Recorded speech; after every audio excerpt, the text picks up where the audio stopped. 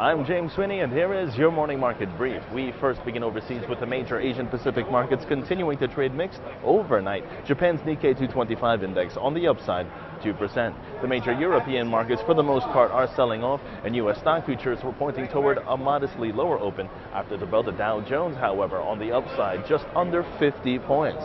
Now, after the initial outrage over the planned taxes on Cyprus bank deposits, suddenly a plan B has emerged. Under this plan, there will be no taxes on deposits under 20,000 euros, a 6.75% tax on deposits between 20,000 to 100,000 euros, and a 9.9% tax on deposits above 100,000 euros. Meanwhile, keeping in the Eurozone region, investor confidence that climbed to a reading of 48.5 in March, this from 48.2 in the previous month, therefore marking its highest level in 3 years.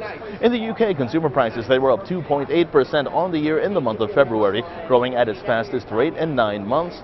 And over in China, foreign direct investment, FDI, that was up about 6.3% year over year to $8.21 billion for the month of February.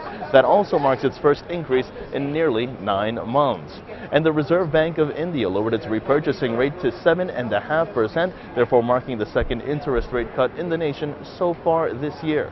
And it's only March. Meanwhile, in the United States, construction on U.S. new homes, that was on the upside, 0.8% in February, this time coming in at a seasonally adjusted annual rate of 917,000. A modest gain, due mostly in part to a modest gain in single-family homes as well as apartments. And lastly, in the corporate front, Ryanair ordering 175 jets from Boeing for roughly $15.6 billion. This comes just one day after Ryanair signed a $24 billion deal with Airbus.